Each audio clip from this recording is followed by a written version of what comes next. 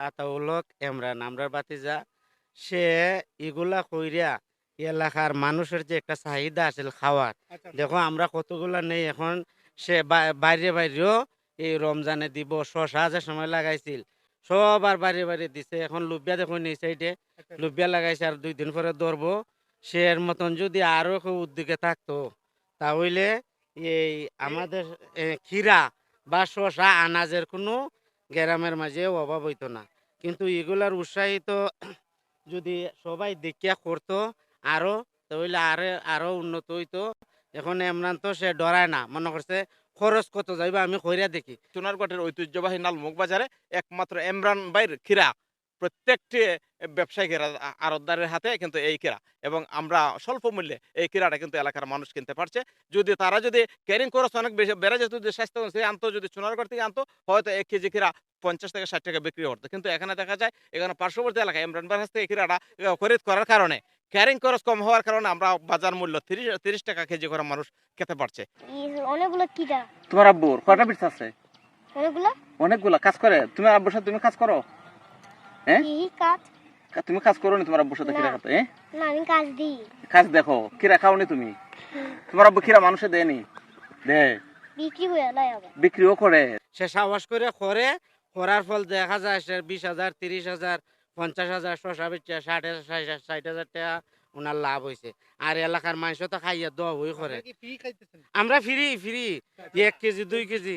আরে টাকা না, ডেইলি আমরা নিতাছি। এই বিষয়টা আপনার কাছে কেমন লাগতেছে? অনেক ভালো লাগতাছে। এরকম যদি আমি বলি আরো যদি কেউ করতো হ্যাঁ, হ্যাঁ। তাহলে অনেক মানুষে উন্নত হইতো এভাবে এবং চাহিদা মিটে যেত হ্যাঁ, সবার চাহিদা সবার মিটে জন্য। যাইতো। কৃষি ফর্মুলায় কিন্তু এই ক্ষীরা চাষ আসলে করা হচ্ছে এবং এটা কিন্তু একদম পিওর। চাহিদা মিটে? জি, হ্যাঁ? জি, টাকা দিতে হয় না? জি না, আচ্ছা, আচ্ছা। তো এই বিষয়টা কেমন লাগতেছে? ভালো। ভালো? তো যারা এইভাবে এখনো কৃষি জমি করে নাই, এরকম ক্ষীরা চাষ করে নাই, তাদের বিষয়ে কি বলবেন? যে তারা চাষ করুক কিরা। যাদের চাহিদা মিটে? জি। আচ্ছা, আচ্ছা।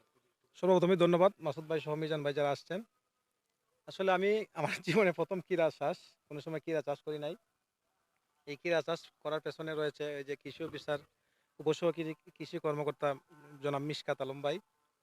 উনি আমাকে এর আগে এটাতে শশা ছিল, শশা প্রদর্শনী দেখে উনি বলে যে, "ভাই আপনাকে একটা ক্রীড়া প্রদর্শনী দেব।" আমি বললাম যে, "ভাই আমি তো কোনো সময় ক্রীড়া করি নাই।" বললেন যে, "না ভাই আমি যা লাগে সবকিছু পরামর্শ দেব।" উনি আমার সবকিছু পরামর্শ দিয়েছেন, সময় দেখে গেছেন। কৃষি অফিস থেকে উনি এই ২০ শতক জমিতে যা যাবতীয় জিনিস লাগে বীজসহ জৈব সার থেকে শুরু করে রাসায়নিক সার সবগুলা তিনি যোগান দিয়েছেন। মোটামুটি আল্লাহর রহমতে লাভবান। আমি আজকে প্রায় ২০ দিন যাবৎ ক্রীড়া বিক্রি করতেছি। একদিন পর ১৫০ কেজি, একদিন পর ২০০ কেজি। আমার ক্রীড়া পাড়ায় সহযোগিতা করে আমার গ্রামের নাইম আছে ক্যামেরার পিছনে, সিয়াম, জিহান সহ সবাই সবসময় আমাকে সহযোগিতা করে। তারা এই যে একদিন পর ক্রীড়া তুলতে সহায়তা করে। এই যে ১ম এটি কি ১ম করেছেন? ১ম আমি ক্রীড়া এর আমার আগে জীবনে কখনো ১ম। চাষ করেননি? না, ক্রীড়া চাষ কখনো করি তো নাই। এটা এই আপনার কোনো সমস্যা হয় না এটা এই ফলনটা? না, যথেষ্ট লাভজনক ফসল এটা। খরচ কম। আর মূলত অনেকেই ভয়ে করে না যে মনে হয় লোকসানের ভয় থাকে। আসলে লোকসান নাই। কোনো ভয় নাই এটাতে। শুধু সময় মতো কিছু ওষুধ দিতে হয় জৈবনাশক, যা পোকামাকড় রক্ষা করার জন্য। এতই আর কিছু না। পরিচর্যা এবং এই যে আপনার বিশেষ করে এটার পিছনে মানে কেমন দিতে হয় অন্যান্য ফসলের তুলনায়? না, যথেষ্ট অন্যান্য ফসলের তুলনায় কম শ্রম দিতে হয়।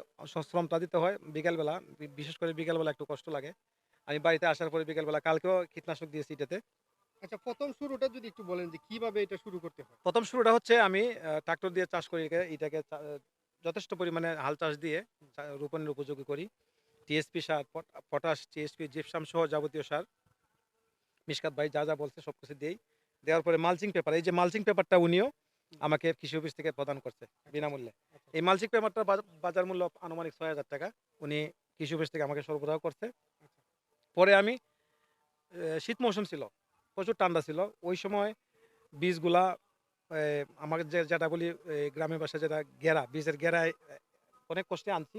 যেকোনোভাবে আনার পরে এগুলো আমি রোপণ করছি। রোপণ করার পরে আল্লাহর রহমতে ৪০-৪৫ দিন পর থেকে আমি ফসল তুলতে সক্ষম হই।